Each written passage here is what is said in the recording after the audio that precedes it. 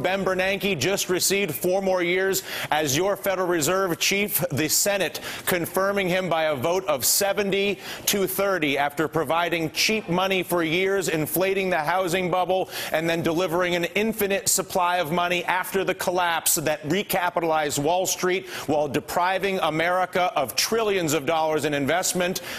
Your U.S. Senate believes he's the best man to run the Federal Reserve for the next 4 years. We will take a break, including a conversation after the break with one man who does not think this man you see before you is the best man to manage the biggest and most powerful and most secretive bank in the world, the Federal Reserve. We're back after this.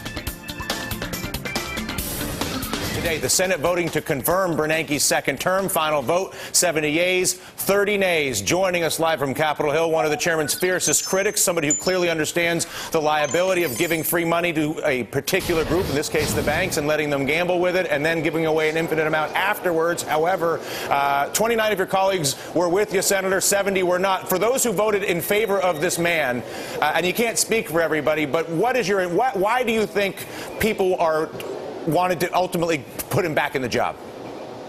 Well, I mean, you're going to have to ask that of the people who voted for him. I think, let's be very clear, Dylan. Wall Street has enormous power here on Capitol Hill.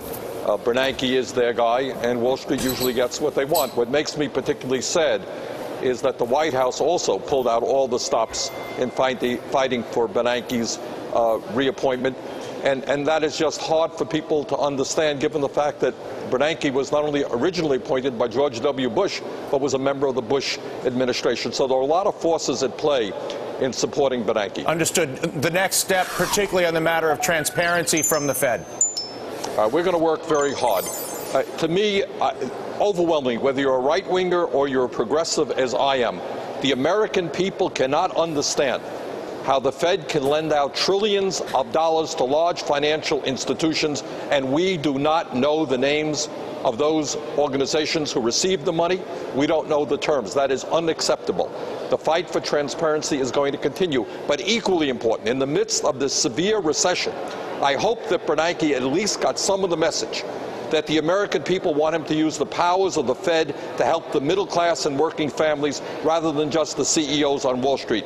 Today, he can lower the outrageously high credit card interest rates that millions of people are paying. Today, he can make low-interest loans available to small business. Today, he can begin the process of breaking up those huge banks, which are bigger today than they were before we bailed them out when they were then too big to fail. The Fed has a lot of power. Let's use that power for ordinary people rather than just the big money interests. I couldn't agree with you more. I'm going to leave it at that. Senator, enjoy your afternoon.